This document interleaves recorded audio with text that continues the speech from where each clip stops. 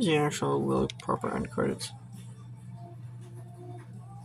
By the way, the song playing is Man Fiend Lives Again by us.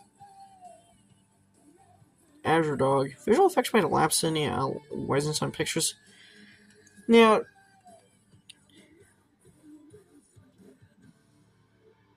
Prosthetics and special makeup effects by Paul Cattle, Nickel Makeup Effects Group. There's a cast.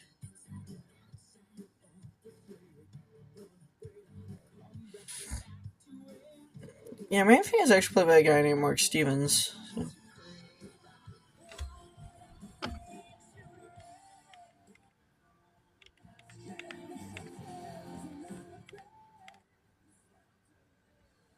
Art director Charles R. Charlie Revel. Now, there was actually a music video that was actually made for the song. Now, this movie originally was actually supposed to be released in theaters. However, Lionsgate Marvel, they had it screened for a test screening, and it didn't. However, when Lionsgate bought Artisan Entertainment, they kind of started having doubts about if Man Fiend would actually do well. Around that time, Lionsgate released the other Marvel Artisan produced superhero film, that being The Punisher, and that movie, made a decent was somewhat moderately successful. Was a moderate box office success. However, it unfortunately didn't. However, it didn't really make as much money as.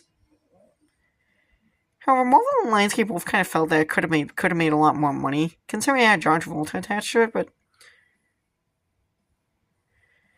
and that movie was, and because that movie didn't really pull in as big and huge numbers, so Lionsgate and Marvel kind of started second guessing themselves about releasing, giving Man Fiend a white push.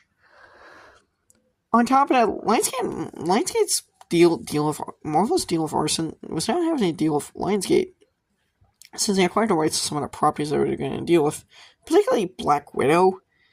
As around this time, Marvel actually wanted to make a Black Widow movie that was actually going to be R-rated, and was reportedly going to star Rebecca Romijn as Black Widow. Well, now, around this time, eventually Lionsgate and Marvel started second guessing themselves if Man Fiend should really get released in theaters. Marvel thought it could have a chance, but Lionsgate was like, I wasn't so sure. And then eventually they gave this movie a test screening, and it bombed so hard that Lionsgate and Marvel ultimately decided to just not release this movie in theaters and just dumped it on a sci-fi channel. So, yeah.